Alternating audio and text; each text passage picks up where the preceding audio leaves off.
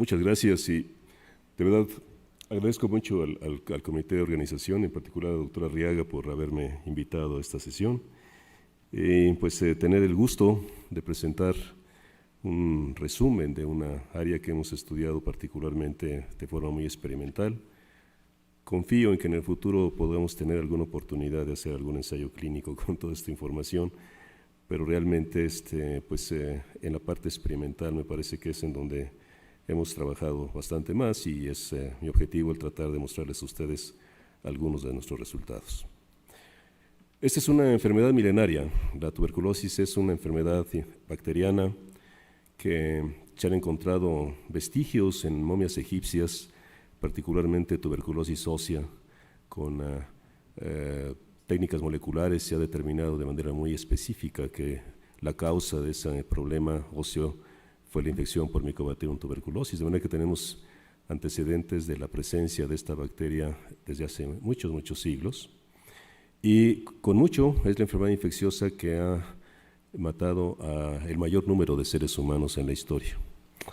De hecho, actualmente, vean ustedes, hay 10 millones de casos nuevos, de casos de tuberculosis activa en todo el mundo por año, de los cuales aproximadamente 1,5 millones de personas fallecen.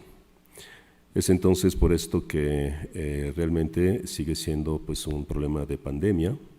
Desde 1993 la Organización Mundial de la Salud la ha declarado como emergencia mundial y sigue siendo un problema. Un aspecto muy importante de la enfermedad es que una cuarta parte de la humanidad, 2,000 millones de seres humanos, tienen a esta bacteria en sus tejidos sin sufrir la enfermedad. Eso se llama infección latente.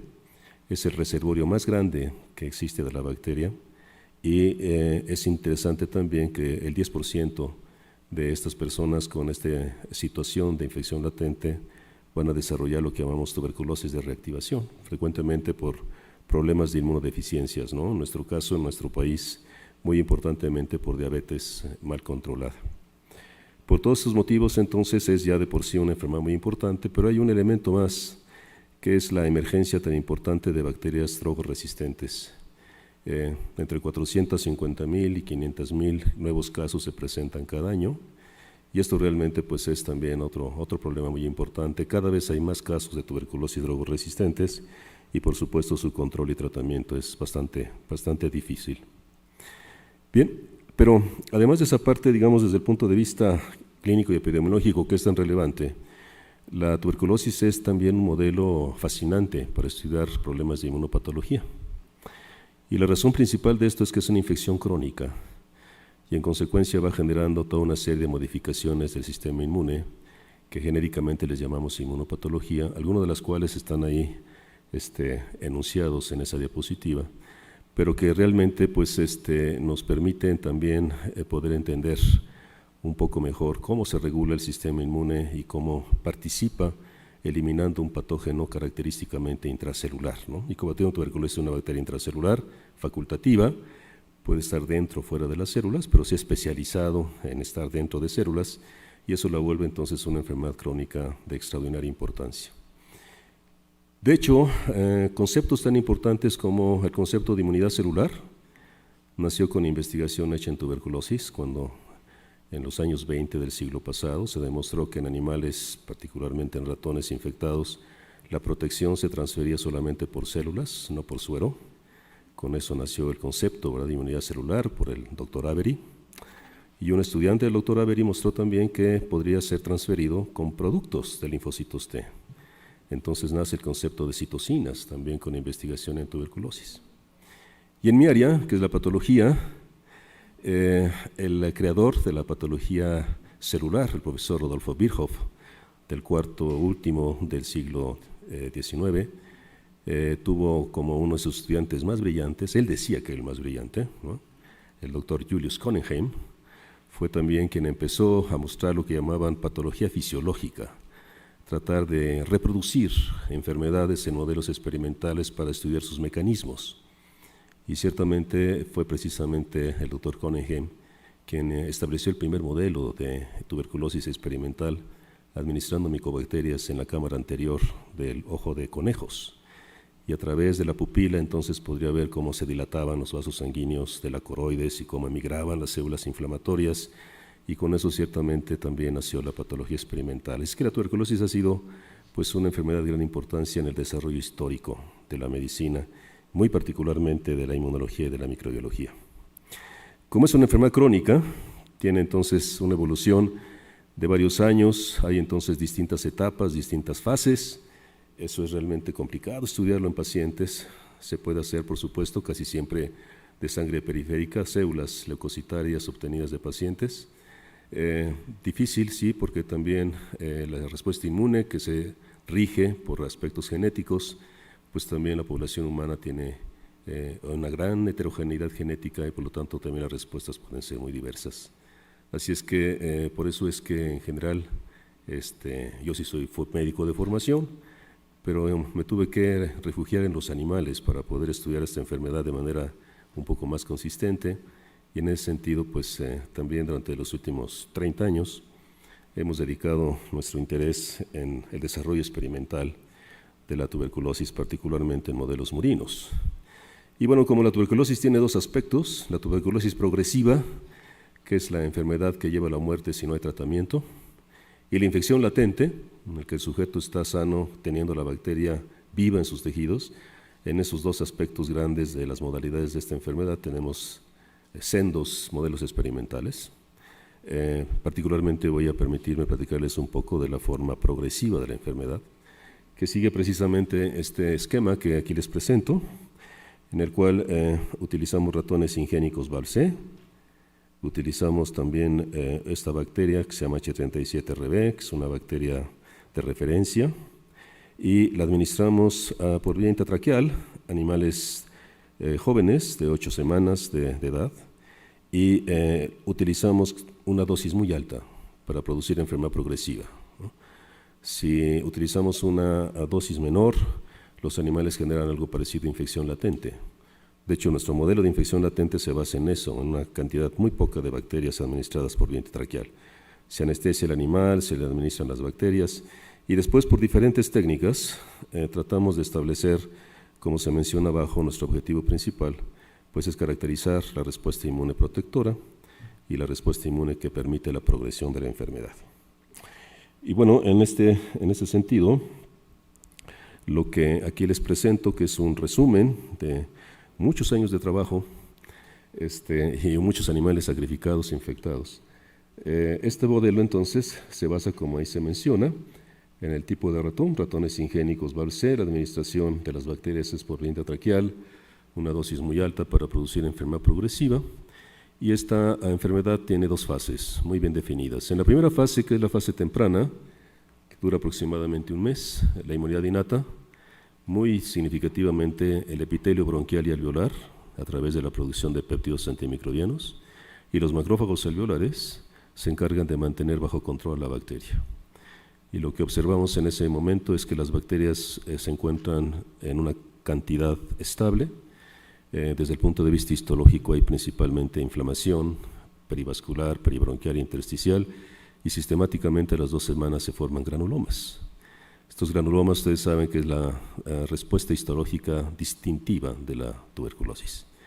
Los patólogos definimos estas lesiones como acúmulos nodulares bien limitados de linfocitos y macrófagos que se inducen como respuesta a la presencia de sustancias poco biodegradables. Las sustancias poco biodegradables de las bacterias son sus paredes.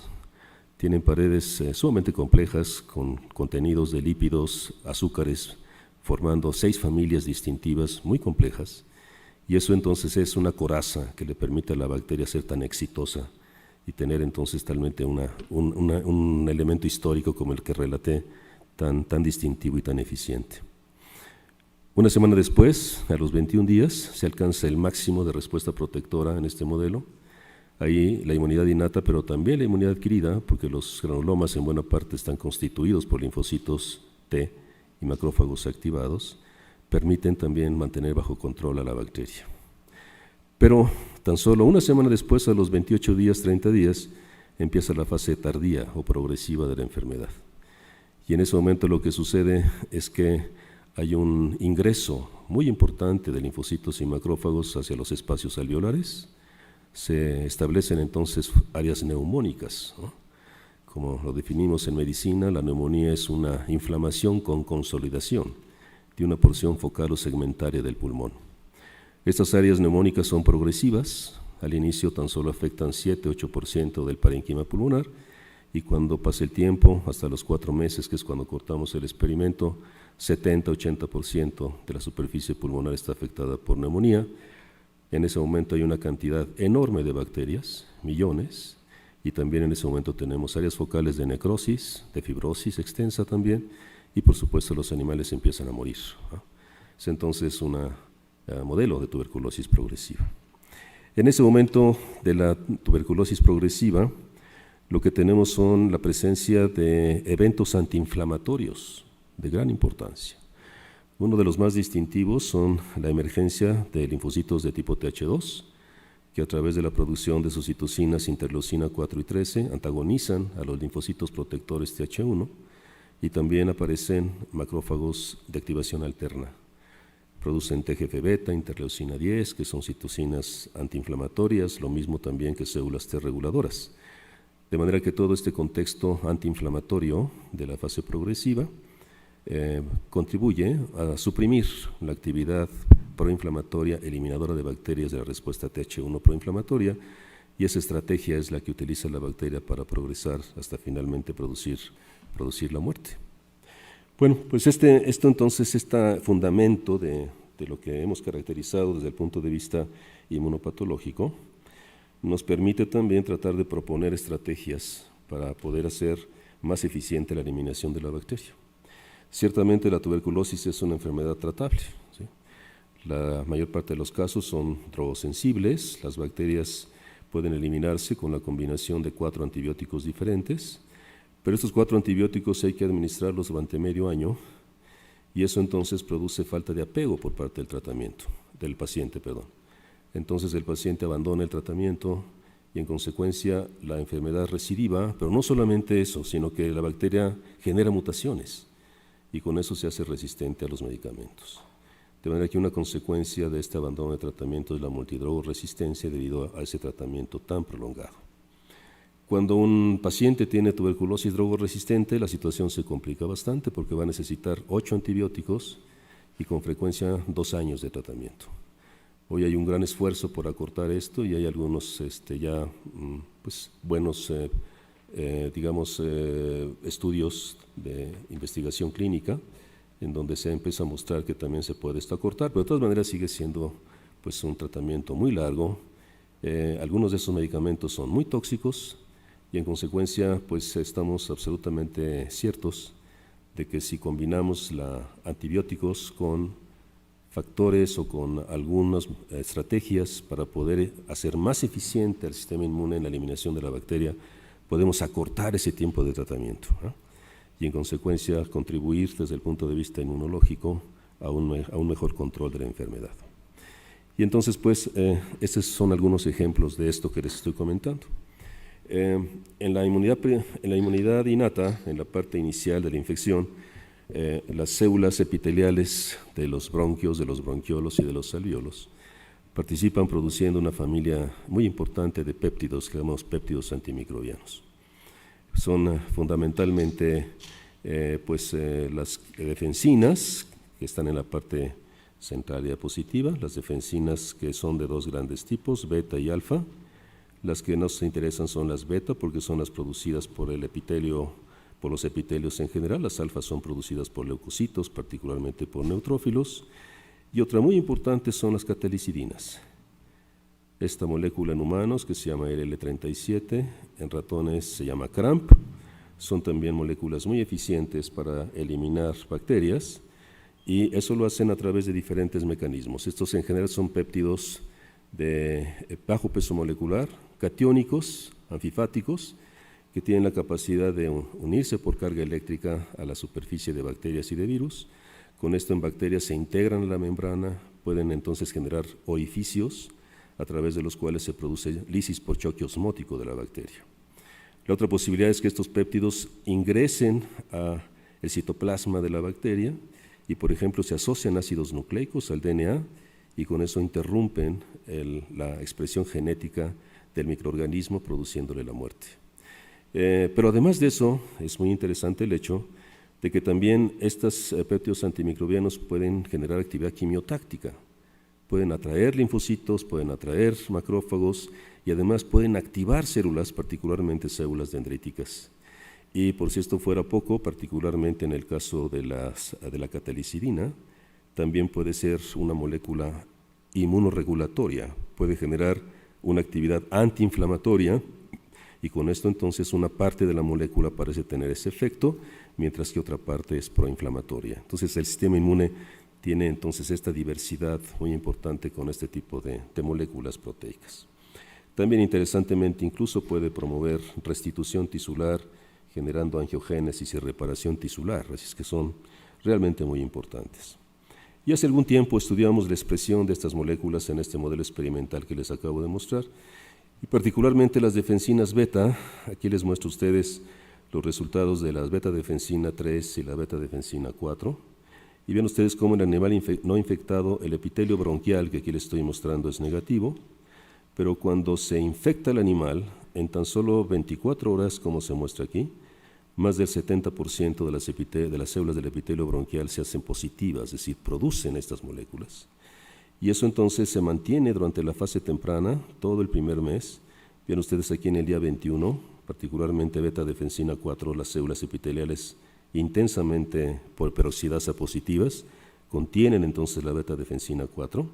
Y algo que es también muy interesante es que durante la fase progresiva, ven ustedes cómo hay un desplome total, una caída absoluta de la producción de estos péptidos antimicrobianos, de manera que en el día 60, como aquí les muestro, son ya totalmente negativos. Entonces, claramente, la fase temprana, estas moléculas están aparentemente aportando su actividad para mantener bajo control la bacteria, pero en la fase progresiva, después del mes, ya no son más funcionales y en consecuencia, este también debe ser un factor más que participa en la progresión de la enfermedad. Entonces, una estrategia inmunoterapéutica es precisamente tratar de utilizar la administración de estos péptidos durante la fase avanzada de la enfermedad. Infectamos a los animales, nos esperamos 2 meses, a los 2 meses los animales tienen áreas de neumonía que ocupan un 40-30% de la superficie pulmonar. Se parece bastante a lo que uno ve como médico en los pacientes que acuden a consulta, ese estado evolutivo de la enfermedad, y en ese momento empezamos a dar este tratamiento inmunoterapéutico. Y en este caso en particular, esto es uno de los varios ejemplos que tengo, pero este me parece interesante, en cooperación con el profesor Hancock de la Universidad de Ontario. Ellos entonces hicieron una serie de péptidos antimicrobianos, principalmente sintéticos, utilizando entonces bioinformática, péptidos de 12 a 14 aminoácidos.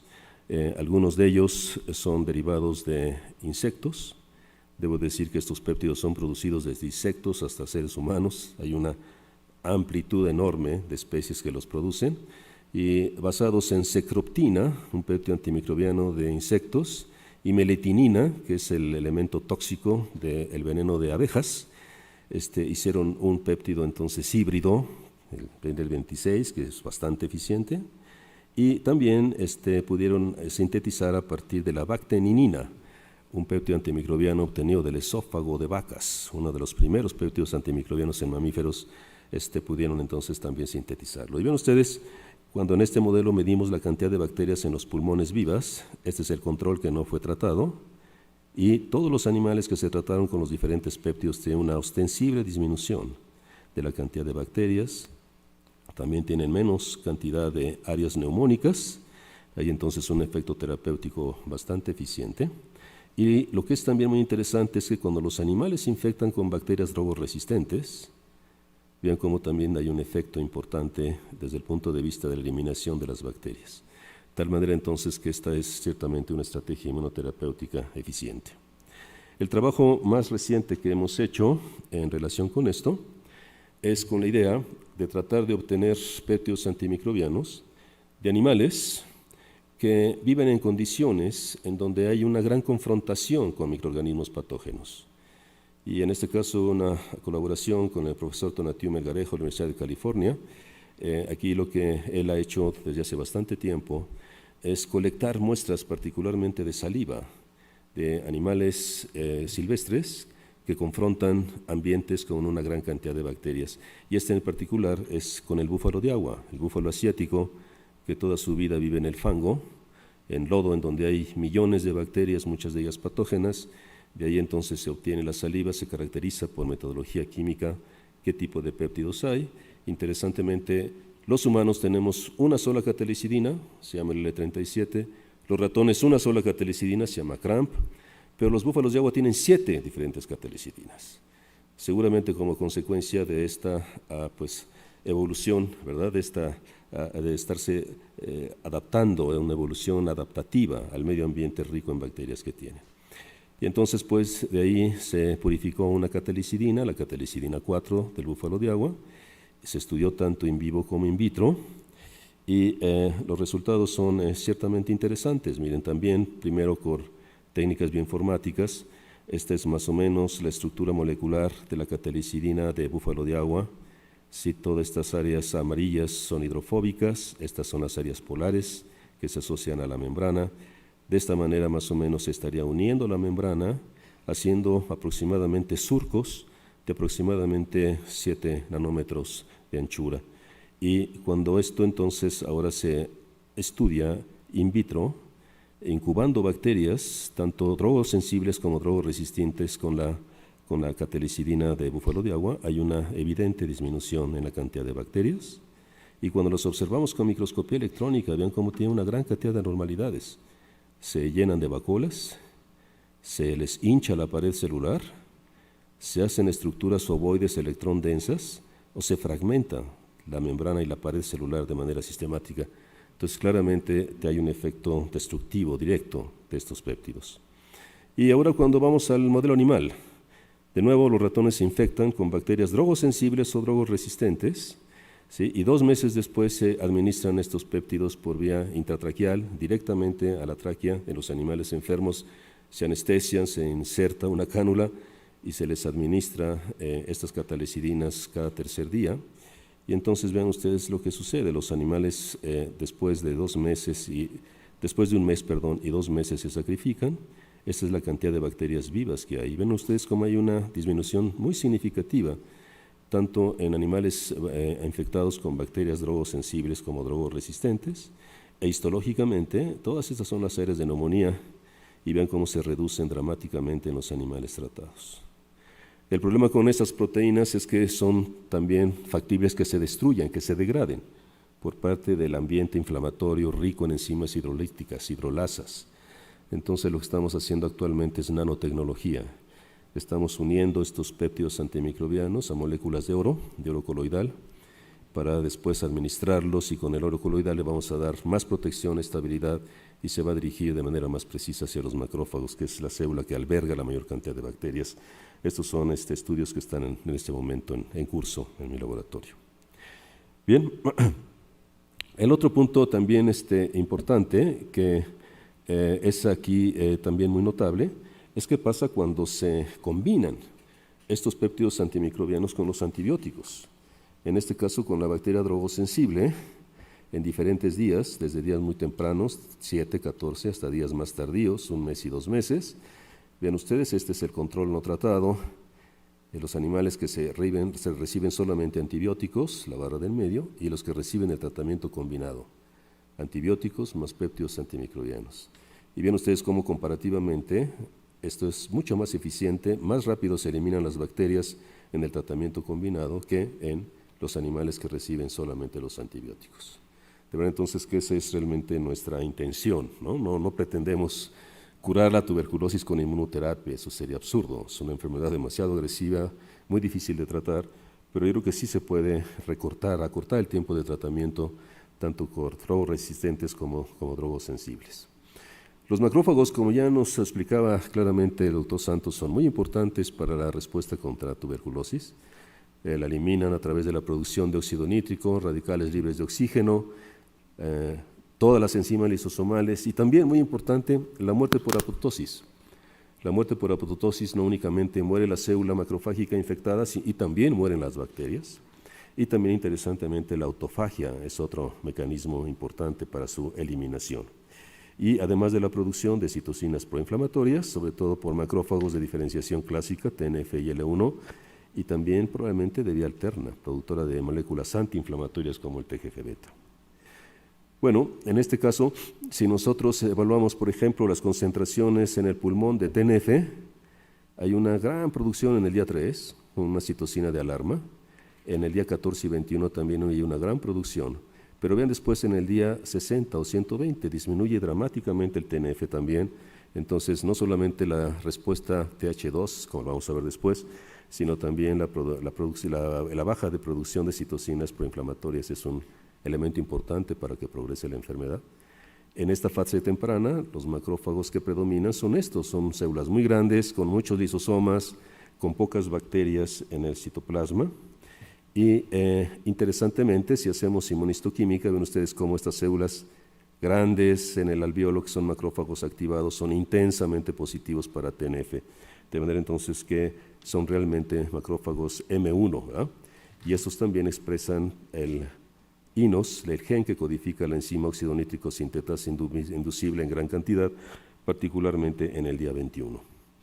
Bueno, ahí entonces pensamos, si el TNF disminuye tanto en la fase progresiva, podemos entonces inducir su reactivación, su producción una vez más activa, alta, durante la fase progresiva. Y la estrategia que hemos seguido para eso es hacer terapia génica, que ahora pues está realmente muy de moda, ¿verdad? Por toda esta cuestión también de las vacunas, particularmente la vacuna de COVID, siguió uno de estos, ¿no? Estos adenovirus obtenidos de monos de chimpancés, ¿no? Es un ejemplo de ello. Es estupendo, son vectores adenovirales para hacer terapia génica. Ahí lo que se hace principalmente es que estos genes E1 y E3, que son los genes tempranos que permiten la reproducción viral, se sustituyen por el gen que, en este caso, que codifica el TNF-alfa. ¿Sí? De manera entonces que tenemos ahora adenovirus recombinantes. Se producen en gran cantidad, son entonces fáciles también de tener a bajo costo y, claro, tienen una gran actividad trópica sobre el epitelio bronquial, ¿no? Particularmente porque el epitelio bronquial expresa estos receptores para adenovirus y para coronavirus, los receptores CAR, son pues receptores de la familia de las inmunoglobulinas, de manera que estos receptores se sobreexpresan en el epitelio bronquial y también algo en las células endoteliales y en las células hepáticas. Ahí también pueden irse los virus, pues, pero particularmente el epitelio bronquial es en donde más, de manera más específica, se pueden capturar estos adenovirus. Los adenovirus se integran a las células y eventualmente expresan el gen, en este caso el que codifica el TNF-alfa. Y aquí vean ustedes los resultados que tenemos. En este caso, también de nuevo, a los 2 meses se administra por vía intratraqueal una sola dosis del adenovirus recombinante que produce el TNF. La sobrevida de los animales mejora y, claro, de manera muy importante también, se disminuye la cantidad de bacterias en los pulmones afectados y lo que es también muy impresionante es vean el tamaño de los granulomas. Estos son los granulomas de los animales no tratados, estas rueditas, bolitas que están aquí, y vean ustedes cómo se incrementan de tamaño de manera muy significativa y son muy ricos en linfocitos. En la fase terminal ya hay también una buena cantidad de macrófagos, pero este aumento en el tamaño de granulomas es precisamente uno de los datos más distintivos histológicamente de lo que tenemos con los animales tratados con estos adenovirus recombinantes. Bueno, claro, también esto se puede ver de manera muy significativa cuando se utilizan los antibióticos. En este caso, este es un experimento que se hizo con animales infectados con una bacteria drogoresistente a todos los antibióticos primarios, isoniazida, rifampicina, piracinamida, tambutol, y a estos animales entonces se les administra una sola dosis y al mismo tiempo una mezcla de antibióticos secundarios. Amikacina, amoxicilina, otros antibióticos de segunda línea, y vean de nuevo, particularmente en los días tempranos, hay menos bacterias en los animales que reciben el tratamiento combinado que en los animales que reciben el tratamiento únicamente con los antibióticos. Entonces, esto pues parece ser que es otra estrategia también interesante, ¿sí? Y es algo que también ahora quizá con este gran interés que hay sobre utilizar vectores adenovirales para transportar genes pudiera eventualmente ser de interés en hacer un ensayo clínico. Como comentaba también, los macrófagos pueden tener un efecto muy importante de eliminación de la bacteria a través de mecanismos de apoptosis o de autofagia. La bacteria tiene una gran cantidad de mecanismos que evitan ser destruidas intracelularmente. Quizá el más eficiente es evitar la unión fago-lisosomal. Esto no me voy a detener en ello, pues, porque es un tema bastante amplio. Pero bueno, esto puede ser en parte también, digamos, sobrepasado por el macrófago, utilizando autofagosomas y destruyendo entonces la bacteria a través de autofagosomas.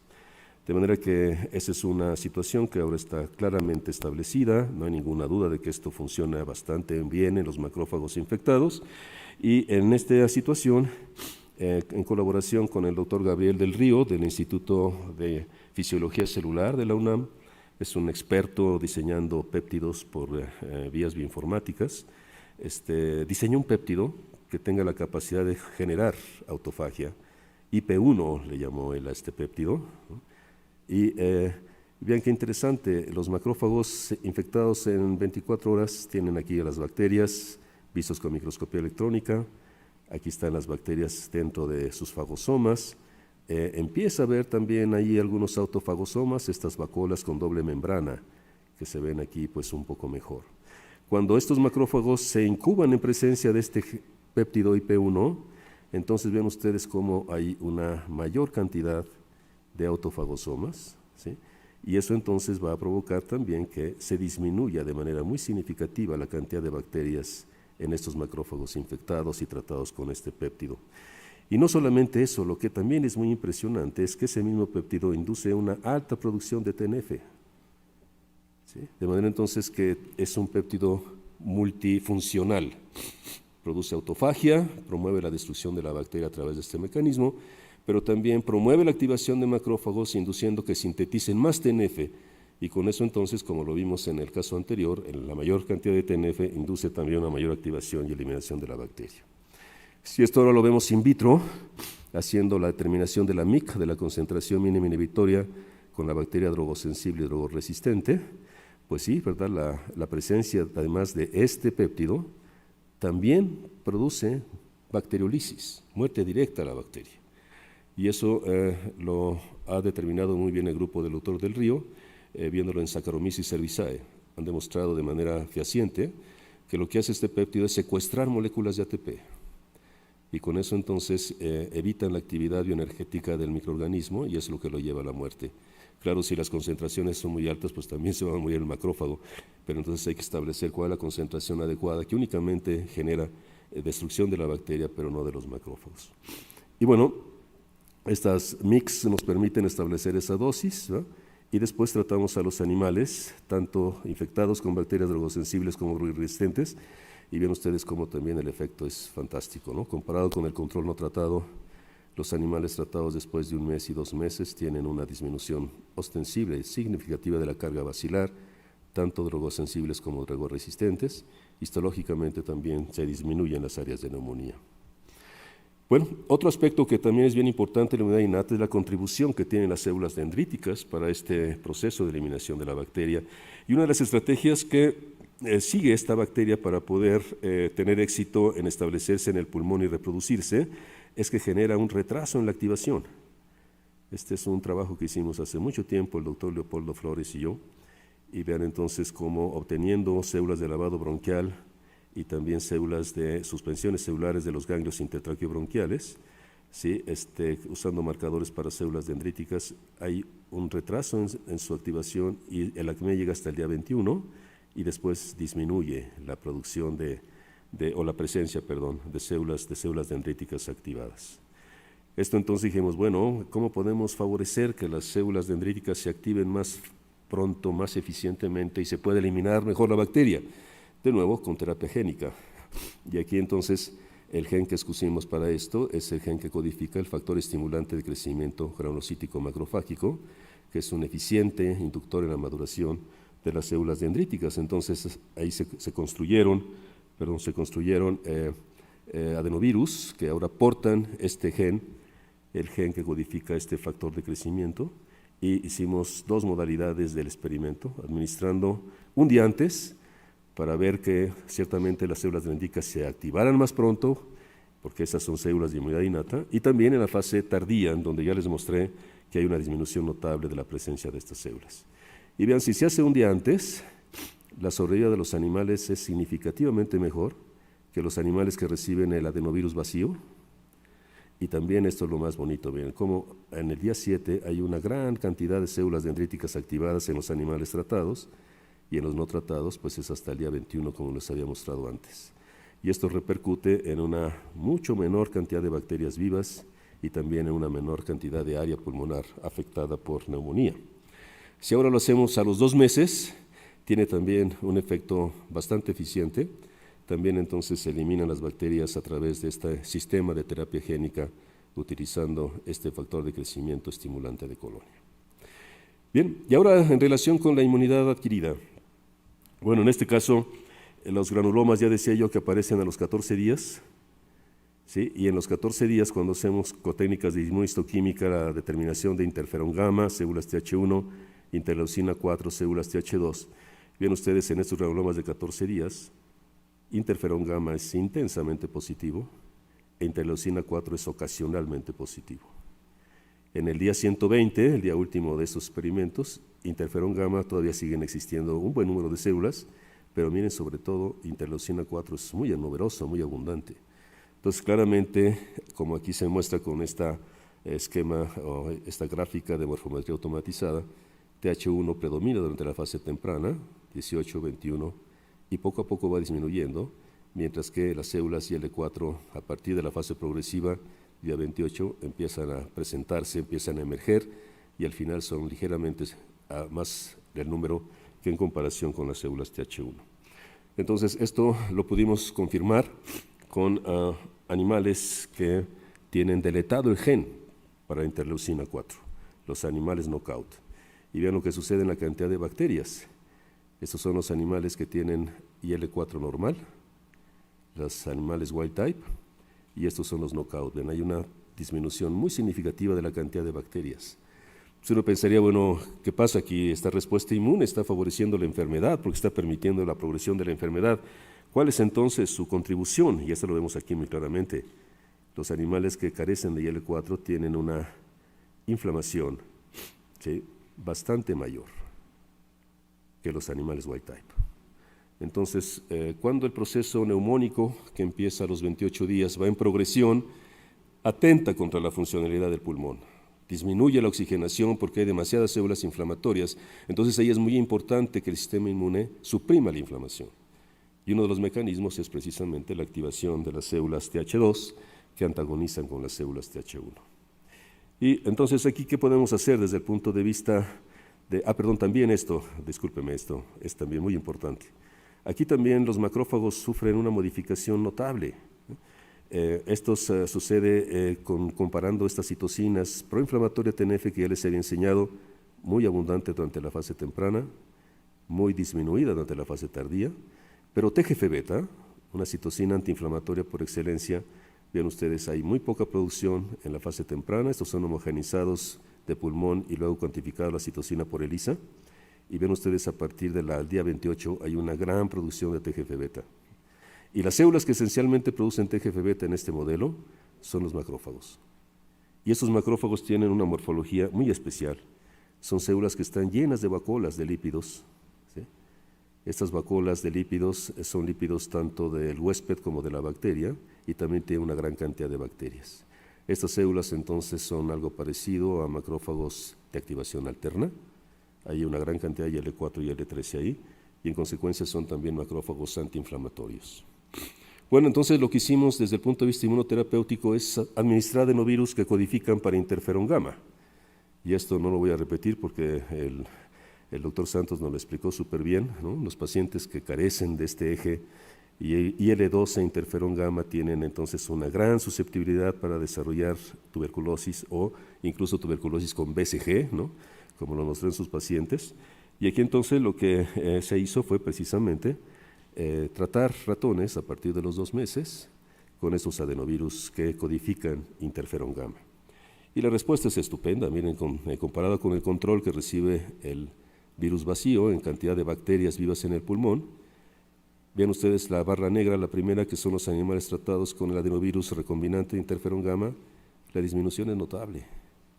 Y cuando de nuevo se utilizan adenovirus más antibióticos, hay menos carga bacilar que los que únicamente reciben antibióticos, sobre todo en el día 14, y claro, si esto se deja de administrar, ¿verdad?, empiezan a incrementar, o sea, no es un tratamiento permanente, hay que seguramente administrar otra dosis o con los antibióticos eliminarlo, porque ven ustedes cómo después de este tiempo los animales tratados con antibióticos más el adenovirus ya no hay bacterias, limpian por completo la presencia de bacterias, lo cual es ciertamente importante y claro, también hay menos neumonía. Lo mismo pasa con el interferón gamma adenovirus en bacterias con drogoresistencia, y esto finalmente, nada más para mostrar que hay otro tipo de situación también de gran significado, en donde se activa el eje hipotálamo hipoestradrenal, relaciones neuroendocrinas, hay una gran cantidad de producción de cortisol, y aquí entonces nuestra estrategia ha sido utilizar hormonas antiglucoticoides, particularmente esta que se llama dihidroepiandrosterona, que tiene un efecto ciertamente muy importante. Los animales no tratados, los animales tratados con dihidroepiandrosterona sintética, se llama H2000, cuando se combina con antibióticos se eliminan mejor las bacterias que en el caso particular que cuando únicamente se trata con antibióticos a los animales. De modo que esa es otra estrategia. Actualmente hay una compañía que está en busca de patrocinadores para hacer ensayos clínicos con esta molécula, que además es ya interesantemente hidrosoluble, y es factible entonces que se pueda utilizar esto. Finalmente, solamente quisiera mostrarles a ustedes lo que pasa con TGF-beta. Es una molécula deleteria que es antiinflamatoria. Aquí lo que hemos hecho en colaboración con el doctor Fernando López Casillas del Instituto de Fisiología Celular, él ha caracterizado este receptor soluble de la TGF-beta, beta-glicano. Cuando se da esto, atrapa al TGF-beta y lo inactiva. Cuando usamos esta molécula, entonces vean ustedes, hay mucha más producción de interferón y de TNF, y eso entonces va a generar también una mucha menor cantidad de bacterias vivas, 50%, pero 30% más de inflamación. Entonces los animales se mueren igual en número, los tratados y no tratados, los tratados con menos bacterias, pero con mucha más neumonía, indicando claramente, ¿verdad?, que este es un factor importante para evitar la inflamación, y que su supresión puede generar, pues puede ser contraproducente. Entonces, lo que hemos hecho ya después es simplemente bloquear al TGF-beta y usar un antiinflamatorio, en este caso particularmente un bloqueador de prostaglandinas. Y cuando se utilizan los dos factores, ven ustedes aquí se ve muy lindo, este es el macrófago, este es el pulmón control, esas son las áreas de neumonía. El tratado bloqueando el TGF-beta, mucha neumonía, todas estas áreas de consolidación. Pero si bloqueamos el TGF-beta y damos un antiinflamatorio, entonces la neumonía es muy escasa, la cantidad de bacterias también es muy escasa, y este es otro tratamiento también que puede ser muy importante tratar de establecerlo en pacientes con tuberculosis. Así es que bueno, este es pues el panorama después de más de 30 años de trabajo en esta enfermedad, estas dos fases, temprana y tardía, con los eventos de inmunidad innata y adquirida que ya he comentado en la fase temprana, cómo estos disminuyen durante la fase tardía y cómo su reactivación a través de diferentes procedimientos o estrategias puede generar una buena activación o reactivación del sistema inmunoprotector, eliminación de la bacteria mucho más eficiente cuando se acompaña con antibióticos, y esto entonces es realmente lo que pensamos que puede tratar de contribuir al control de la tuberculosis haciendo tratamientos más cortos.